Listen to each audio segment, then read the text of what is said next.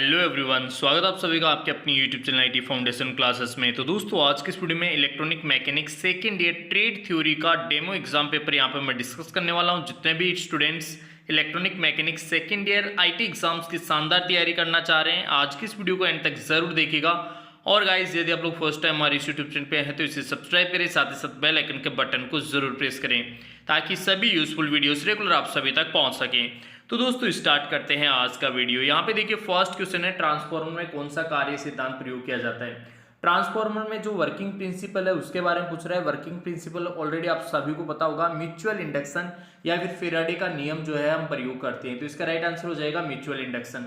Transformer में जो है आप सभी को पता होगा ट्रांसफार्मर कोर है, इधर एक वाइंडिंग होगी, इधर एक वाइंडिंग होगी। यहाँ वाला फ्लक्स जो है यहाँ से कोर से पास होता हुआ इसको लिंक करेगा, इसको बोलते हैं हम म्यूचुअल फ्लक्स। क्या बोलते हैं? Mutual flux. ठीक है, तो म्यूचुअल इंडक्शन या फिर ये जो है Faraday's law of electromagnetic induction पर कार्य करता है। ऑप्शन सी इस क्वेश्चन का राइट आंसर हो जाएगा।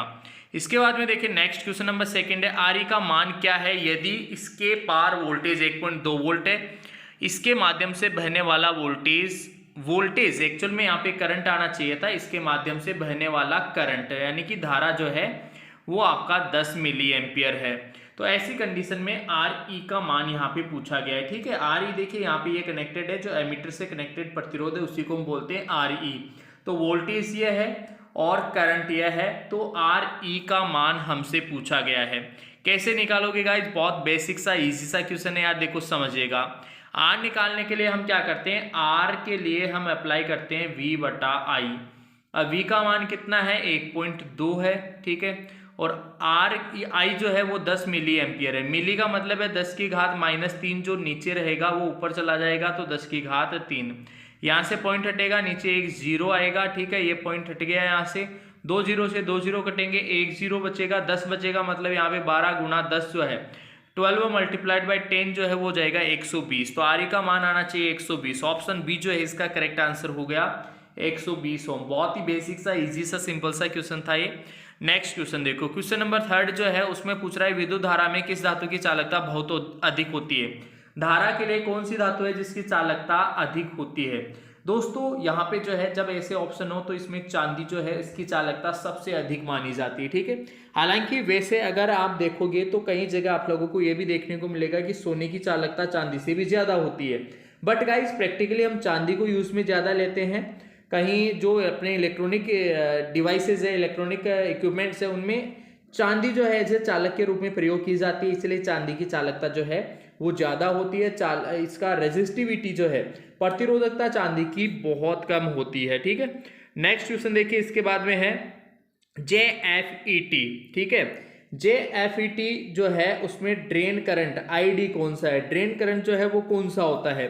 गाइस यहाँ पे आप लोगों को पता होना चाहिए, जो FET है, FET में जो है आप लोगों के 3 टर्मिनल होते हैं, सोर्स, ड्रेन और गेट। तो ड्रेन करंट की बात कर रहा है। ड्रेन करंट कौन सा है? ड्रेन करंट जो है वो होता है आप लोगों का सोर्स से ड्रेन तक इलेक्ट्रॉन। सोर्स से ड्रेन तक इलेक्ट्रॉन जो करंट है वही होता है ड्रेन करंट, सोर्स से ड्रेन तक। ठीक है, सोर्स स्रोत, source to drain. Source actual में सोर्स को ही स्रोत कह रहा है यहाँ पे। ठीक है, सोर्स टू ड्रेन जो करंट है उसी को हम बोलते हैं ड्रेन इलेक्ट्रॉन करंट। ठीक है, ड्रेन करंट उसी को बोलते हैं। ऑप्शन बी इसका करेक्ट आंसर हो जाएगा। बढ़ते हैं दोस्तों नेक्स्ट क्वेश्चन की ओर। नेक्स्ट क्वेश्चन है, विद्युत कंडक्टर के ऊपर प्रदान किए गए कवर का उद्देश्य। कोई भी चालक तार है यार, इसके ऊपर कवरिंग होती है इंसुलेटर। उस कवर का मतलब क्या है? कवर का मतलब होता है मौसम के खिलाफ प्रोटेक्शन। मौसम के खिलाफ प्रोटेक्शन। वोल्टेज रेटिंग कम नहीं होना, बिल्कुल वर्तमान प्रवाह कम करना, धारा रिड्यूस धारा फ्लो कम करना, ये भी नहीं। इंक्रीज करंट फ्लो, इंक्रीज तो वैसे ही नहीं करेगा। तो प्रोटेक्शन अगेंस्ट वेदर जो मौसम है उससे बचाता है और झटके से भी बचाएगा। तो ऊपर प्रदान किया जो कवर है वो मेनली मौसम से तो बचाता ही है, मौसम से बचाएगा। प्रोटेक्शन अगेंस्ट वेदर मतलब मौसम से जैसे मान लो नमी वगैरह जाने से बचाता है। ठीक है, तो राइट आंसर हो गया ऑप्शन डी। इसके बाद में देखो नेक्स्ट क्वेश्चन जो है, क्वेश्चन नंबर आपका 6 है, इलेक्ट्रॉनिक उपकरण प्रतीक का नाम क्या है? यार ये देखो, ये जो है आप लोगों का यूनि जंक्शन ट्रांजिस्टर है, बेस 1 बेस 2 और ये है एमीटर। ठीक है, ये बेस 1 है, ये बेस 2 है और ये है एमीटर। इसको बोलते हैं unijunction transistor. Option A जो है इसका करेक्ट आंसर हो जाएगा। राइट, इसके बाद में देखो नेक्स्ट क्वेश्चन जो है वो है आप लोगों का ऑप एम्प का उपयोग किस उद्देश्य से किया जाता है? ऑपरेशनल एम्पलीफायर का उपयोग जो है हम डिफरेंशियल इंस्ट्रूमेंट एम्पलीफायर के रूप में करते हैं। ऑप एम्प का मतलब है ऑपरेशनल एम्पलीफायर। ऑपरेशनल एम्पलीफायर जो होता है उसका मेन जो यूज है वो होता है डिफरेंशियल इंस्ट्रूमेंट एम्पलीफायर के रूप में। ऑप्शन बी जो इसका करेक्ट आंसर हो जाएगा, ठीक है। इसके बाद में दोस्तों बढ़ते हैं नेक्स्ट क्वेश्चन की ओर। नेक्स्ट क्वेश्चन जो है वो आप लोगों का बैटरी एनालाइजर का रैपिड टेस्ट कार्यक्रम 7 क्या उपयोग किया जाता है, ठीक है। What is the use of battery analysers with rapid test programme? तो यहाँ पे जो है राइट आंसर हो जाएगा बैटरी की स्वास्थ्य स्थिति का संकेत दे। Indicate the health condition of battery, indicate करता है battery analyser with rapid test programme से जो है हमें उसकी हेल्थ कंडीशन जो है बैटरी कितनी स्वस्थ है, कितनी तरोताजा है, वो इंडिकेट होता है, ठीक है इससे। तो राइट आंसर हो जाएगा ऑप्शन डी। इसके बाद में देखो बढ़ते हैं नेक्स्ट क्वेश्चन की ओर। नेक्स्ट क्वेश्चन है सिमुलेशन सॉफ्टवेयर के उपयोग क्या है? What is the uses of simulation software? Simulation software के उपयोग क्या है? सिमुलेशन सॉफ्टवेयर के उपयोग जो है डिजाइन एंड टेस्ट है सर्किट, एक सर्किट डिजाइन करना। सिमुलेशन वाला सॉफ्टवेयर तो आप लोगों ने देखा होगा यार, आपके कंप्यूटर में आप लोगों ने जो है काफी सारे सर्किट वगैरह वहां पे बनाए होंगे, डिजाइन वगैरह जो है इलेक्ट्रिकल सर्किट्स वहां पे सिमुलेशन सॉफ्टवेयर से आप लोगों ने बनाए होंगे। तो ऑप्शन बी जो है इसका करेक्ट आंसर हो जाएगा, एक सर्किट डिजाइन करना और उसका टेस्टिंग करना। सिमुलेशन सॉफ्टवेयर से सर्किट बना भी सकते हैं, फिर उसका टेस्टिंग भी कर सकते हैं। ऑप्शन बी इसका राइट आंसर हो जाएगा। इसके बाद में बढ़ते हैं दोस्तों next question number 10। Question number 10 में हमसे पूछ रहा है सिमुलेशन सॉफ्टवेयर जो है उसके उपयोग करके सर्किट में सक्रिय और निष्क्रिय घटकों को कैसे जोड़ा जाता है। सर्किट के जो सक्रिय और निष्क्रिय घटक है उसको हम कैसे जोड़ते हैं? उसको हम घटक समूह का क्लिक करके, clicking on the component group से जो है कंपोनेंट्स आप उठाएंगे और जो है सर्किट में कनेक्ट करेंगे। तो राइट आंसर हो गया ऑप्शन ए। इजी सा नॉर्मल सा क्वेश्चन था ये। इसके बाद में देखो नेक्स्ट है एसपीडीटी स्विच का पूर्ण, अरे यार सिंगल पोल डबल थ्रो किसमें है? Single pole double throw option C में है। ऐसे होता है एक सिंगल पोल सिंगल थ्रो, ऐसे होता है double pole double throw, right. तो ये सारे के सारे फुल फॉर्म आप लोग याद रखना। ये है single pole double throw, single pole double throw. तो ऑप्शन सी जो है इसका करेक्ट आंसर हो जाएगा। इसके बाद में दोस्तों बढ़ते हैं नेक्स्ट क्वेश्चन की ओर। ओम के नियम से सही संबंध, ओम का नियम तो यार V बराबर IR बताता है। तो वोल्टेज करंट और प्रतिरोध, ठीक है, वोल्टेज करंट और प्रतिरोध किसमें है? ये ऑप्शन डी में है, वोल्टेज करंट और प्रतिरोध ऑप्शन डी इसका करेक्ट आंसर हो जाएगा। इसके बाद में दोस्तों नेक्स्ट क्वेश्चन है एस्टेबल मल्टीवाइब्रेटर का ड्यूटी साइकिल क्या है? यहाँ पे ये सर्किट बना हुआ है और इसका ड्यूटी साइकिल हमसे पूछ रहा है। देखो यार ये क्वेश्चन काफी बार पूछा गया है और यहाँ पे इसका ड्यूटी साइकिल हो जाएगा 0.52 जो इसका राइट आंसर हो जाएगा ऑप्शन बी। बढ़ते हैं नेक्स्ट क्वेश्चन की ओर। नेक्स्ट क्वेश्चन जो है वह एन टाइप सामग्री के लिए शुद्ध अर्धचालक में कौन सी सामग्री अशुद्धता जोड़ी जाती है? कौन सी अशुद्धता? देखो यार एक होता है पी टाइप सामग्री और एक होती है एन टाइप अशुद्धता के लिए, ठीक है। पी टाइप के लिए अपन मिलाते हैं बैंगन, आलू, गाजर, इन थेला, मतलब होता है बोरोन, एल्यूमिनियम, गैलियम, इंडियम और थोरियम। ये पी टाइप मटेरियल बनाने के लिए मिलाते हैं। और एन टाइप के लिए जो है नेपाल, पाकिस्तान, ऑस्ट्रेलिया, सब बिखारी, मतलब है nitrogen, phosphorus, arsenic, antimony, bismuth. अब कौन सा ऑप्शन है यहाँ पे? देखो आर्सेनिक का लिखा हुआ है, आर्सेनिक, और ये बाकी के तीनों जो ऑप्शन है बोरोन पी टाइप में आएगा, ये भी पी टाइप में आएगा और ये भी पी टाइप में आएगा, और ये किस में आएगा? एन टाइप में। एन टाइप का ही क्वेश्चन पूछा था तो आर्सेनिक जो इसका राइट आंसर हो जाएगा ऑप्शन सी। इजी सा, सिंपल सा, बहुत प्यारा क्वेश्चन है ये। नेक्स्ट क्वेश्चन देखो टीटीएल चिप का प्रोपोगेशन डिले क्या है? ठीक है, ये देखो यार थोड़ा सा हिंदी में कन्वर्ट करते हैं, थोड़ा सा मिसप्रिंट रहता है इसमें। प्रोपोगेशन जो डिले है उसे वो कितना होता है टीटीएल चिप के लिए? तो टीटीएल चिप के लिए जो है 10 नैनो सेकंड होता है। पढ़ा होगा आप लोगों ने, डायरेक्टली आप लोगों को याद रखना है। टीटीएल चिप के लिए जो है आप लोगों का प्रोपोगेशन जो डिले होता है वो होता है 10 नैनो सेकंड। टीटीएल चिप के लिए 10 नैनो सेकंड। टीटीएल चिप के लिए बोलो यार भाई, टीटीएल चिप के लिए 10 नैनो सेकंड, ठीक है। नेक्स्ट क्वेश्चन देखो, इसके बाद में नेक्स्ट क्वेश्चन है सिग्नल जनरेटर का कार्य क्या है? सिग्नल जनरेटर का, ये देखो आप लोगों ने फर्स्ट ईयर में पढ़ा होगा। सिग्नल जनरेटर का कार्य होता है विभिन्न प्रकार के सिग्नल वेवफॉर्म उत्पन्न करना, ठीक है, विभिन्न प्रकार के सिग्नल वेवफॉर्म उत्पन्न करना। ऑप्शन सी इसका राइट आंसर हो जाएगा। इसके बाद में देखो नेक्स्ट क्वेश्चन है, इंसुलेशन सामग्री के मूलभूत गुण क्या है। इंसुलेशन सामग्री के मूलभूत गुण जो है वो होते हैं इंसुलेशन प्रतिरोध और ढाकता हुआ ताकत। एक तो डाइलेक्ट्रिक स्ट्रेंथ अच्छी होनी चाहिए और इंसुलेशन रेजिस्टेंस उसमें अच्छा होना चाहिए, ठीक है। तो ये प्रॉपर्टीज होती है किसी भी इंसुलेशन सामग्री में, ठीक है। इंसुलेशन मटेरियल में ये दोनों गुण होने चाहिए, उसका इंसुलेशन रेजिस्टेंस हाई होना चाहिए, डाइलेक्ट्रिक स्ट्रेंथ ठीक होनी चाहिए। ऑप्शन डी इसका राइट आंसर हो जाएगा। बढ़ते हैं दोस्तों इसके बाद में नेक्स्ट क्वेश्चन की ओर। नेक्स्ट क्वेश्चन है, कौन से मीटर की गति स्ट्रे चुंबकीय क्षेत्रों से प्रभावित नहीं होती। कौन से मीटर की गति जो है स्ट्रे चुंबकीय क्षेत्र, स्ट्रे मैग्नेटिक फील्ड से प्रभावित नहीं होगी। तो PMMC, permanent magnet moving coil. देखो यार, मैग्नेटिक फील्ड से प्रभावित होगी, थर्मोकपल भी होगा, MI भी होगा, MI मीटर, ये दोनों में अट्रैक्शन रिपल्सन ये तो होते हैं, ठीक है। तो परमानेंट मैग्नेट मूविंग कॉइल वाला जो है वो आप लोगों का magnetic field, stray magnetic field से प्रभावित नहीं होगा, क्योंकि ऑलरेडी उसमें पहले से ही मैग्नेट रहता है, परमानेंट मैग्नेट पहले से ही मैग्नेट रहता है, तो इसीलिए वो स्ट्रे मैग्नेटिक फील्ड से प्रभावित नहीं होगा। ऑप्शन ए इसका राइट आंसर हो जाएगा। बढ़ते हैं दोस्तों नेक्स्ट क्वेश्चन नंबर 19 की ओर। 19 क्वेश्चन जो है वो है आप लोगों का, एक सिंपल विद्युत चुंबकीय रिले कितने पिन होते हैं। सिंपल विद्युत चुंबकीय पिन में जो है 5 रिले होते हैं। कितने रिले होते हैं भाई, एक सिंपल विद्युत चुंबकीय रिले में 5 जो है पिन होते हैं। नेक्स्ट क्वेश्चन है इसके बाद में, बाइपोलर ट्रांजिस्टर में डिप्लीशन क्षेत्र कहाँ होता है। डिप्लीशन ये जो है इसको डिप्लीशन रीजन बोलते हैं। डिप्लीशन अवश्य परत जो होता है, अवश्य रीजन जो है वो कहाँ होता है, कहाँ पे होता है, between EB and BC electrodes. यार देखो समझना, ये है आप लोगों का बाइपोलर ट्रांजिस्टर। एक तो एमीटर होता है, एक बेस होता है और एक कलेक्टर होता है। ये इसको जो है ना, इसको बोलते हैं डिप्लीशन रीजन। डिप्लीशन रीजन ये जो बोल रहे हैं ना, डिप्लीशन क्षेत्र, इसी को बोलते हैं, इसी को और इसी को। अब ये कहाँ कहाँ है, ये एमीटर और बेस के बीच में भी है और बेस और कलेक्टर के बीच में भी है। तो एमीटर और बेस के बीच में भी, बेस और कलेक्टर के बीच में भी है। ऑप्शन डी इसका राइट आंसर हो जाएगा। नेक्स्ट क्वेश्चन देखो, अगला क्वेश्चन, इलेक्ट्रॉनिक सर्किट में कौन सा रजिस्टर सबसे अधिक उपयोग किया जाता है। इलेक्ट्रॉनिक सर्किट में जो है सबसे अधिक कार्बन रजिस्टर उपयोग करते हैं। कार्बन रजिस्टर आप लोगों ने सुना होगा, कार्बन फिल्म वाला जो है, यहाँ कलर कोडिंग रहती है, तो इलेक्ट्रॉनिक सर्किट में सबसे ज्यादा यही जुड़ा हुआ रहता है, इसीलिए जो इसका राइट आंसर हो जाएगा ऑप्शन बी।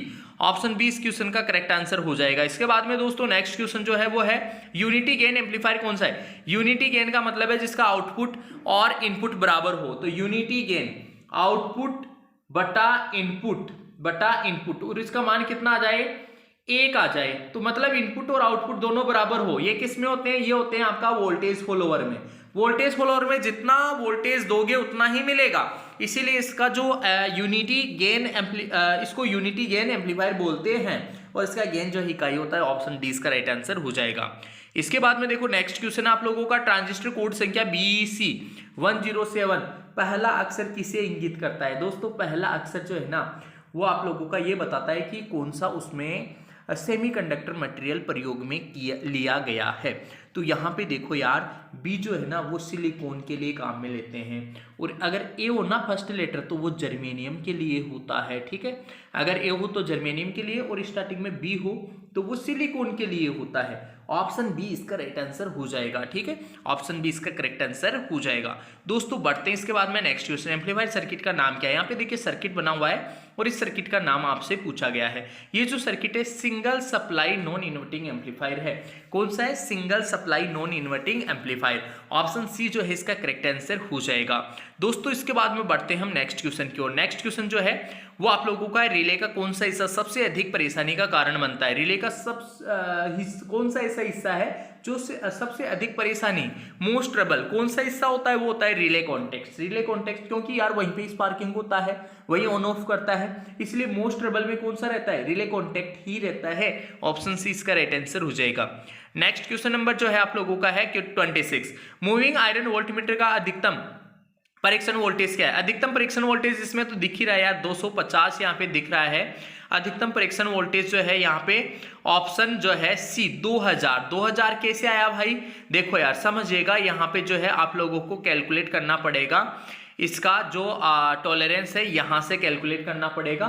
तो यहाँ पे जो है आप लोग डायरेक्टली इसको देख के नहीं बता सकते, ठीक है। एक्चुअल में जो है ये किस में दिया हुआ है, एक्चुअल में थोड़ा सा यहाँ पे साफ दिख नहीं रहा है डायग्राम, तो यहाँ से जो है हमें पता चलता है मूविंग आयरन वोल्टमीटर का अधिकतम परीक्षण वोल्टेज जो है वो कितना हो जाएगा, आप लोगों का हो जाएगा ऑप्शन सी 2000 वोल्ट। ठीक है, इसके लिए कितना आएगा 2000 वोल्ट। ठीक है, बढ़ते हैं इसके बाद में नेक्स्ट क्वेश्चन की ओर। नेक्स्ट क्वेश्चन जो है वो है आप लोगों का, यहाँ पे देखिए ऐसे सर्किट में अवरोध प्रारंभ करने वाला प्रयुक्त ट्रायंगल का नाम क्या है। ये जो ट्रायंगल है ना आर जो है एक तरीके से इंपीडेंस के बीच में बना हुआ। देखो यार इंपीडेंस आर और जो इंडक्टिव रिएक्टेंस है उसके बीच में बना हुआ, तो इसको हम बोलते हैं इंपीडेंस ट्रायंगल। क्या बोलते हैं, इंपीडेंस। यहाँ पे जेड क्या बता रहा है, इंपीडेंस बता रहा है। ये आप लोगों ने पढ़ा होगा, जेड जो है इंपीडेंस बता रहा है, ये प्रतिरोध है और ये इंडक्टर का रिएक्टेंस है। जेड क्या है, इंपीडेंस है, इसीलिए इसको बोला गया है इंपीडेंस ट्रायंगल। कौन सा ट्रायंगल, इंपीडेंस ट्रायंगल, प्रतिबाधा। इंपीडेंस को क्या बोलते हैं, प्रतिबाधा, इंपीडेंस ट्रायंगल। ठीक है, ऑप्शन डी इसका राइट आंसर हो जाएगा। इसके बाद में देखो दोस्तों नेक्स्ट क्वेश्चन जो है वो है आप लोगों का IC 8038 फंक्शन जनरेटर के पिन नंबर 3 में किस प्रकार की तरंग उपलब्ध है। फंक्शन जनरेटर में पिन नंबर 3 में किस प्रकार की तरंग, पिन नंबर 3 पे जो है तरंग होती है गाइस ट्रायंगुलर। कौन सी होती है, ट्रायंगुलर। ऑप्शन सी जो है इसका राइट आंसर होगा।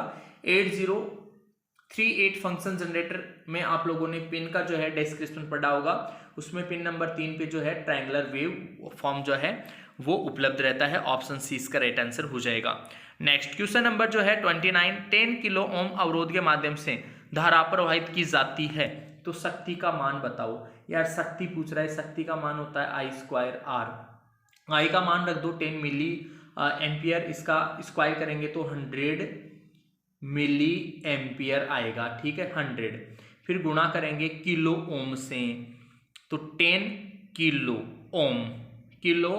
ओम से। ठीक है, I²R से ही निकालने हम, किलो मिली से किलो मर जाएगा, 10 से ये हो जाएगा 100 मल्टीप्लाई 1000 जो है इसका राइट आंसर आ जाएगा 1000 मिलीवाट। एक्चुअल में मिलीवाट नहीं आएगा दोस्तों, कंफर्म है I²। अच्छा देखो यार यहाँ पे मिली का स्क्वायर होगा तो यहाँ पे जो है इसलिए जो है 1 मिली और बचेगा, मिली का भी स्क्वायर होगा तो 1 मिली जो है 1 मिली से तो ये किलो कट जाएगा और 1 मिली बचेगा, 10 की पावर -3 बचेगा, इसलिए ये जो आएगा 100 मल्टीप्लाई बाई 10 और 1 मिली फिर। ठीक है, तो ये 100 मल्टीप्लाई बाई 10 कितना हो गया 1000 को अपन ये मिली है इसीलिए आएगा 1000 मिली वाट। ऑप्शन ए इसका राइट आंसर हो जाएगा। नेक्स्ट क्वेश्चन देखो, नेक्स्ट क्वेश्चन जो है वो है बहुत कम वोल्टेज स्तर 40 से भी कम बिजली के झटके का क्या असर होता है। क्या असर होता है, अप्रिय झुंझुनी सनसनी, अनप्लीजेंट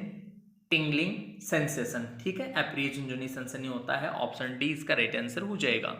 नेक्स्ट क्वेश्चन नंबर जो है आपका 31, कौन सा उपकरण एक ध्रुवीय ट्रांजिस्टर है। ये तो यार देखो ऑप्शन से पता चल रहा है, फील्ड इफेक्ट ट्रांजिस्टर जो है FET, एक ध्रुवीय ट्रांजिस्टर, एक ध्रुवीय यूनिपोलर ट्रांजिस्टर।